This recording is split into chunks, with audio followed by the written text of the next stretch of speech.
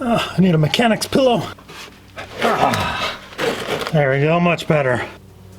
Well, hey there, good morning, and welcome to the JeepSolid garage. So today we are removing the pilot bearing. This is part of a video series where I'm replacing the clutch on this 1992 Jeep Wrangler YJ. I'm just going to show you guys real quick a super easy, inexpensive way to remove the pilot bearing here. Rattlesnakes! Don't drop it! Stop! I'm a little excited to take.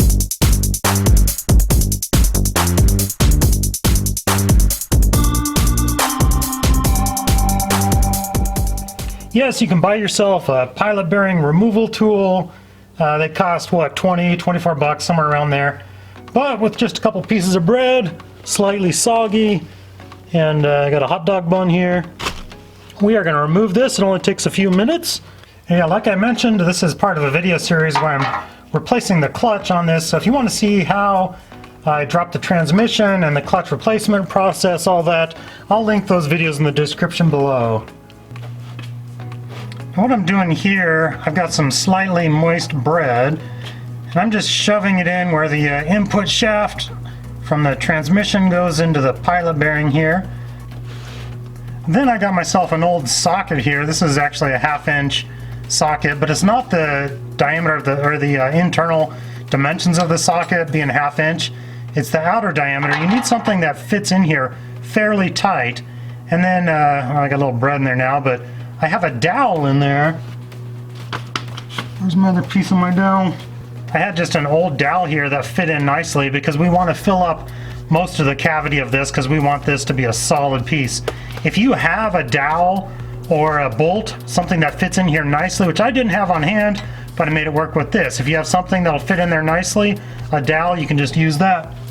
Then we're simply gonna drive this in and add more bread as we go along. And as we're driving this in, the bread is going to push that pilot bearing out. So let's get to it.